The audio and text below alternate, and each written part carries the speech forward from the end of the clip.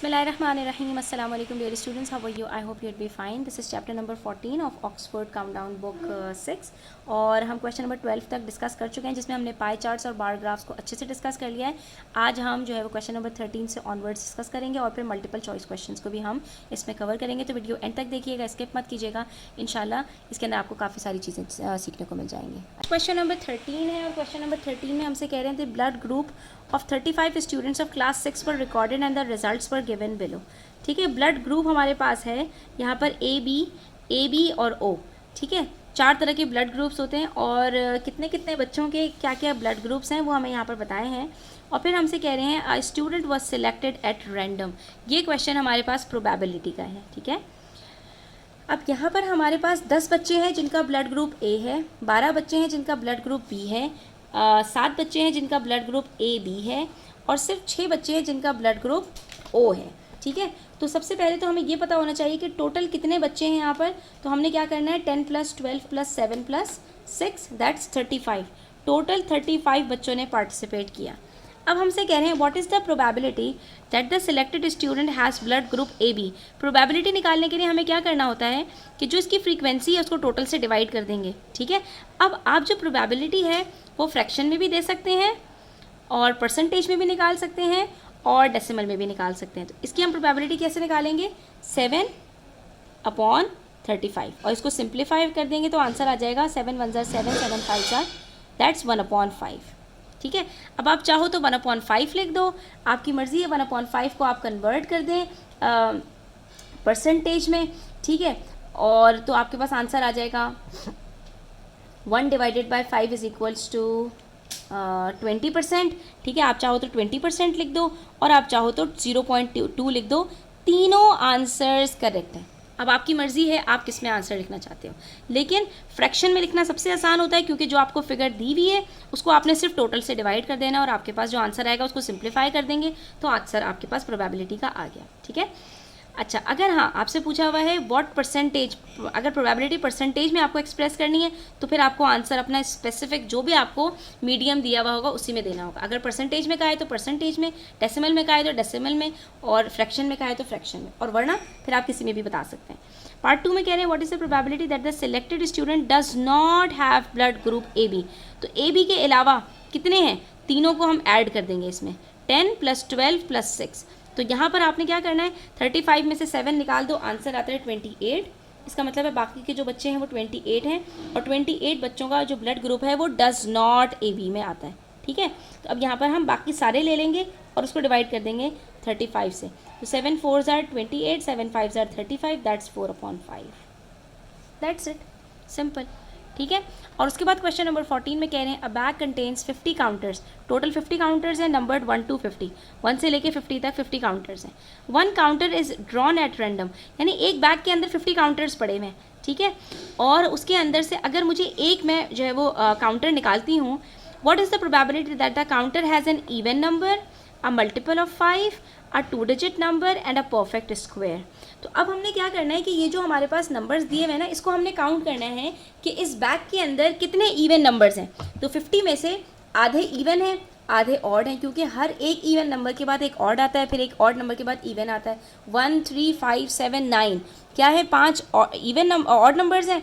2, 4, 6, 8, 10 जो है वो 5 इवन नंबर्स हैं. इसी तरह से हर 10 नंबर के अंदर 5 इवन होते हैं, 5 ऑड होते हैं. तो 50 में से हमारे पास कितने इवन नंबर्स हैं, 25. तो इसकी प्रोबेबिलिटी क्या होगी, 25/50 यानी हाफ. 25 × 1 = 25, 25 × 2 = 50. तो क्या बन गया, हाफ प्रोबेबिलिटी है, यानी हाफ चांसेस हैं कि मैं जो नंबर पिक करूं वो इवन हो और हाफ चांसेस हैं कि वो ऑड होगा. अब मल्टीपल ऑफ 5, तो अब हमने यहाँ पे क्या करना है, पहले 5 के मल्टीपल्स निकालने हैं. तो 5 10s are 50 होता है, इसका मतलब है 10 मल्टीपल्स होंगे. मैं आपको प्रूफ करके दिखा देती हूँ. ठीक है, यहाँ पर हमारे पास पहला मल्टीपल क्या होगा, 5 खुद, फिर 10, 15, 20, 25, 30, 35, 40, 45 और 50. टोटल कितने मल्टीपल्स हुए, 10. 1, 2, 3, 4, 5, 6, 7, 8, 9, 10. तो हमारे पास यहाँ पर प्रोबेबिलिटी क्या बनेगी, हर दफ़ा हम 50 से ही डिवाइड कर रहे होंगे क्योंकि टोटल काउंटर्स 50 हैं. इस चीज़ को आपने ध्यान में रखना है. वहाँ पर भी हमने टोटल से डिवाइड किया था, तो प्रोबेबिलिटी में हमेशा टोटल से डिवाइड करते हैं. और 0 से 0 कट तो क्या आंसर आ रहा है, 1/5. 1/5 इज द प्रोबेबिलिटी। और 2 डिजिट नंबर का मतलब ये होता है कि एक ऐसा नंबर जिसमें 2 डिजिट्स हों। तो 2 डिजिट नंबर कहाँ से स्टार्ट होते हैं? 10 से, ठीक है। 1 से लेके 9 तक सिर्फ 1 डिजिट नंबर्स हैं। और कहाँ से स्टार्ट हो रहे हैं हमारे पास? 10 से लेके 50 तक सारे के सारे हमारे पास 2 डिजिट नंबर हैं। 10 में भी 2 डिजिट्स हैं और 10 के बाद 99 तक सारे के सारे नंबर्स 2 डिजिट होते हैं, ठीक है। तो हमारे पास 10 से लेके 50 तक कितने नंबर्स हुए? 1 से लेके 9 तक 9 नंबर्स हैं। तो 50 में से 9 निकाल दें अगर, तो कितने बचते हैं? 41। और अगर आपको ये बात ना समझ में आए तो आप उंगलियों पर काउंट कर लीजिएगा कि 10 से लेके 50 तक टोटल 41 नंबर्स बनते हैं। तो इसकी प्रोबेबिलिटी क्या बनेगी? 41/50। लेकिन यहाँ पर एक चीज़ का ध्यान रहे कि आप 41 को 50 से सिंप्लीफाई नहीं कर सकते। तो यही हमारा आंसर होगा, ठीक है। अगर सिंप्लीफाई हो रहा है तो करेंगे, नहीं हो रहा तो एज इट इज़ छोड़ देंगे। अब परफेक्ट स्क्वायर, अब आपको ये पता होना चाहिए परफेक्ट स्क्वायर्स क्या होते हैं। 1 का स्क्वायर 1, 1 1s are 1, 2 का स्क्वायर 4, 2 2s are 4, 3 का स्क्वायर 9, 3 3s are 9, 4 का स्क्वायर 16, 4 4s are 16, 5 का स्क्वायर 25, 5 5s are 25, 6 का स्क्वायर 36, 6 6 are 36, 7 का स्क्वायर 49, 7 7s are 49 और 8 का स्क्वायर 64 जो कि 50 से बाहर है। हमारे पास जो काउंटर्स थे वो 1 से लेके 50 तक थे। तो हमारे पास 50 के अंदर अंदर 1 से लेके 49 तक आ रहे हैं। कितने परफेक्ट स्क्वायर्स हुए? 1 2 3 4 5 6 7। तो इसका आंसर क्या आएगा? 7/50। और ये भी सिंप्लीफाई नहीं हो सकता, तो यही हमारा आंसर होगा, ठीक है। इसके बाद हम देख लेते हैं मल्टीपल चॉइस क्वेश्चंस। तो यहाँ पर फर्स्ट क्वेश्चन है, select the correct answer from the given options, which of these is not part of a bar graph. Bar graph के अंदर हमारे पास टाइटल होता है जो सबसे ऊपर हेडिंग होती है, बिल्कुल होता है। फिर वाई एक्सेस होता है, यस, स्ट्रेट लाइन जो वर्टिकल होती है वो वाई एक्सेस होता है। स्केल होता है, स्केल हमें बताता है कि हर 2 नंबर्स के बीच में कितना गैप है। सेक्टर नहीं होता। सेक्टर किसको कहते हैं बच्चों? सेक्टर कहते हैं जो आप पाई चार्ट्स बनाते हो ना, इसके अंदर हर पोर्शन एक सेक्टर कहलाता है। ये एक सेक्टर है, ये एक सेक्टर है, ये एक सेक्टर है और ये एक सेक्टर है। ये सेक्टर्स कहलाते हैं। बार ग्राफ के अंदर सेक्टर हमारे पास नहीं होता, ठीक है। क्वेश्चन नंबर 2 में क्या कह रहे हैं? विच of the following can not be represented on a bar graph. Bar graph में हम क्या चीज़ रिप्रेजेंट नहीं कर सकते? Speed of a vehicle on different days. Speed को हम कर सकते हैं एक्सप्रेस। डिफरेंट डेज हैं, मंडे ट्यूसडे वेंसडे हमने एक्स एक्सेस पर लिखा और स्पीड्स हमने जो है वो वाई एक्सेस पर लिखा और हमने एक्सप्रेस कर दिया, ठीक है। कि एक दिन स्पीड 60 किलोमीटर्स पर आवर थी और दूसरे दिन 30 किलोमीटर्स पर आवर थी, ये हम कर सकते हैं, ठीक है। अच्छा, नहीं, स्पीड हम नहीं कर सकते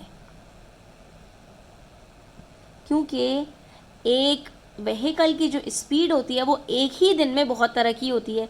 किसी वक्त इंसान 60 किलोमीटर्स पर आवर पे चला रहा होता है, कभी 30 किलोमीटर्स पर चला रहा होता है, कभी 20 किलोमीटर्स पर चला रहा होता है, कभी स्लो होती है स्पीड, कभी हाई होती है। इसको हम एक्सप्रेस नहीं कर सकते। बाकी सारी चीज़ें कर सकते हैं। जितनी भी न्यूमेरिकल वैल्यूज़ होती हैं ना, उसको हम एक्सप्रेस कर सकते हैं बार ग्राफ के अंदर, ठीक है। लेकिन जहाँ पर हमारे पास, हमने क्या पढ़ा था, 2 तरह के क्वान्टिटेटिव हमारे पास डेटा होते हैं। एक डिस्क्रीट डेटा होता है और दूसरा हमारे पास कौन सा डेटा होता है, ये मैं आपको यहाँ पर दिखा देती हूँ ताकि आपको याद आ जाए, ठीक है।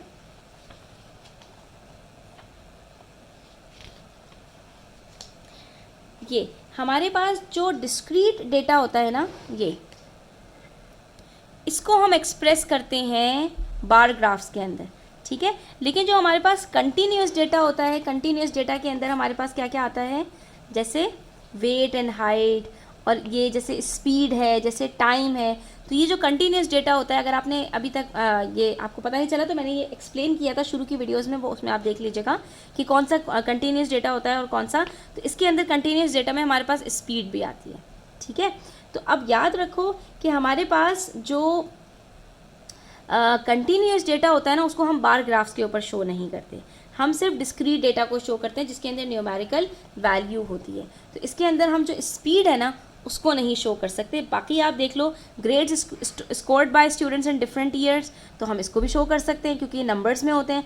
Profits incurred in a business, profit भी नंबर्स में होता है, इसको भी हम शो कर सकते हैं। और number of people visiting an amusement park in a week, तो ये भी नंबर ऑफ पीपल है, तो इसको भी हम नंबर्स में शो कर सकते हैं। तो ये भी बार ग्राफ में एक्सप्रेस कर सकते हैं। सिर्फ स्पीड है जो हमारे पास एक कंटिन्यूस डेटा है, इसको हम एक्सप्रेस नहीं कर सकते।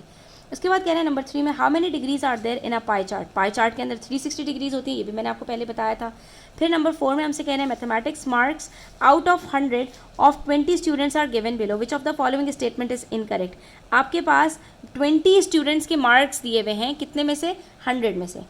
तो अब यहाँ पर आपसे कह रहे हैं द डेटा इज़ अनग्रुप्ड और द डेटा इज़ ग्रुप्ड, तो इन्हीं दोनों में से कोई एक बात आपके लिए जो है वो गलत होगी। अब यहाँ पर ये बताइए अनग्रुप्ड डेटा है या ग्रुप में है डेटा। ऑफ कोर्स अनग्रुप्ड है, जब एक साथ बहुत सारे नंबर्स लिखे हुए होते हैं तो वो अनग्रुप्ड होता है, तो ये बात हमारे पास करेक्ट है, तो और ग्रुप्ड वाली बात हमारे पास इनकरेक्ट हो जाएगी। बाकी दोनों ऑब्वियसली करेक्ट होंगे। हमसे इनकरेक्ट वाली बात पूछी थी, हमने इनकरेक्ट वाली बात बता दी। इन्होंने जब हमें ऑपोजिट्स दे दिए तो ये बात ऑब्वियस है कि इनमें से कोई एक बात, क्योंकि दोनों ऑपोजिट्स, कभी भी ऑपोजिट्स दोनों जो है वो करेक्ट नहीं हो सकते, हमेशा ऑपोजिट्स में से एक करेक्ट होता है, एक इनकरेक्ट होता है। पार्ट सी में कह रहे हैं the data is not organised in any order, ठीक है, तो ये बात बिल्कुल सही है, किसी जो है वो ऑर्गेनाइज किए हुए नहीं, तभी तो हम कह रहे हैं अनग्रुप्ड है। और the frequency table of this data can be drawn, इसकी हम फ्रीक्वेंसी टेबल आराम से बना सकते हैं। कैसे बनाएंगे, हम ये देखेंगे कि हम यहाँ पर कहेंगे कितने लोगों ने 23 मार्क्स लिए, कितने लोगों ने 83 लिए, या फिर हम इसको इस तरह से भी बना सकते हैं कि हम यहाँ पर क्लास इंटरवल के थ्रू इसको बना दें, ठीक है। तो हम यहाँ पर इसको डिफरेंट तरीक़ों से बना सकते हैं। इसके बाद नेक्स्ट क्वेश्चन है question number 5, the pie chart shows below the number of toys manufactured in a factory in each year from 2013 to 2016। अब आपसे कह रहे हैं विच ऑफ द फॉलोइंग स्टेटमेंट्स इज इनकरेक्ट। Maximum number of toys were manufactured in year 2014 and 2015। तो यहाँ पर 2016 में 1000 है, 2013 में 3000 है, 14 में 4000 है और 15 में 4000 है। तो 4000 सबसे हाईएस्ट है और दोनों में सेम है, तो ये बात बिल्कुल सही है। हमें इनकरेक्ट का पता लगाना है, तो ये ऑप्शन करेक्ट नहीं है। Least number of toys were manufactured in year 2016, तो लीस्ट नंबर हमारे पास यहाँ पर यस ये भी करेक्ट है, 2016 में सबसे कम थे।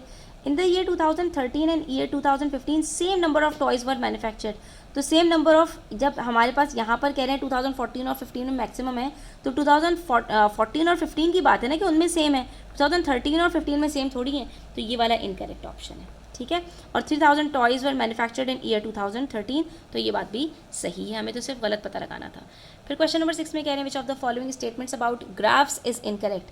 ग्राफ के बारे में क्या चीज़ इनकरेक्ट है, graph can not give numeric representation, तो ये बात तो इनकरेक्ट है। वो न्यूमेरिक ही तो रिप्रेजेंटेशन करती है, नंबर्स में ही तो हमें बताती है ग्राफ, और क्या बताता है। Graphs are just used for presenting information, तो ये बात भी इनकरेक्ट है। क्या सिर्फ इन्फॉर्मेशन बताने के लिए होता है, एनालिसिस के लिए भी होता है, और बहुत सारी चीज़ें हम उससे कर रहे होते हैं। फिर यहाँ पे कह रहे हैं पार्ट सी, करेक्ट इन्फॉर्मेशन की बात हो रही है यहाँ पर। Graphs give instant visual information about changes in a particular situation, ये बात बिल्कुल सही है। इंस्टेंट का मतलब फ़ौरन, ग्राफ देख के आपको फ़ौरन पता चल जाता है कितने लोग क्या चीज़ पसंद करते हैं, कितनी चीज़ में क्या हमें बता रही है, ठीक है।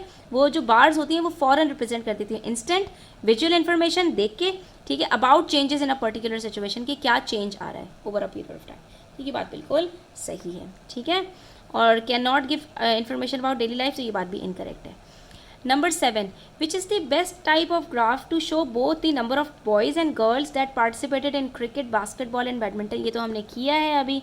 और ये है हमारे पास बार ग्राफ। बार ग्राफ सबसे बेस्ट शो करता है, क्योंकि यहाँ पर दो डिफरेंट कैटेगरीज हैं, बॉयज़ और गर्ल्स, दोनों को हमने बताना है यहाँ पर, तो यहाँ पर हम मल्टी बार ग्राफ यूज़ करेंगे, ठीक है। तो A would be the multi bar graph, sorry bar graph नहीं, मल्टी बार ग्राफ का जब ऑप्शन मौजूद है तो मल्टी बार ग्राफ का ऑप्शन करेक्ट है। उसके बाद नंबर 8 में, अब bag contains 12 red balls, 20 blue balls and 16 green balls, ठीक है। तो टोटल कितनी बॉल्स हो गए, 12 + 20 32 प्लस 16 48, टोटल 48 बॉल्स हैं हमारे पास। अब हमसे कह रहे हैं if one ball is taken out randomly, एक बॉल अगर निकाली तो what is the probability that it is a red ball. Red ball की प्रोबेबिलिटी क्या है, तो रेड हमारे पास है 12 और इसको डिवाइड कर देंगे हम 48 से और फिर सिंप्लीफाई करेंगे, 12 1 ज़र 12, 12 4 ज़र 48, तो करेक्ट ऑप्शन क्या हुआ, सी 1/4। और उसके बाद कह रहे हैं when 2 coins are tossed together, 2 coins आपने टॉस किए, what is the probability that both will show head. तो अब इसकी प्रोबेबिलिटी हम कैसे निकालेंगे, देखो 2 कॉइन्स हैं, या तो दोनों पर हेड आएगा या तो दोनों पर टेल आएगा, और या पहले पर हेड आएगा दूसरे पर टेल आएगा, और या पहले पर टेल आएगा दूसरे पर हेड आएगा, ठीक है। ये 4 प्रोबेबिलिटीज़ हैं हमारे पास यहाँ पर। और बोथ विल शो हेड, तो इसकी प्रोबेबिलिटी क्या हुई? तो सिर्फ इसके अंदर हमारे पास 4 ऑप्शंस है ना, 4 आउटकम्स हैं, दोनों हेड दोनों टेल, एक हेड दूसरा टेल, पहला टेल दूसरा हेड। तो इसके अंदर से जो हमारे पास दोनों के अंदर हेड आने की प्रोबेबिलिटी है वो कितनी है? 1 आउट ऑफ 4।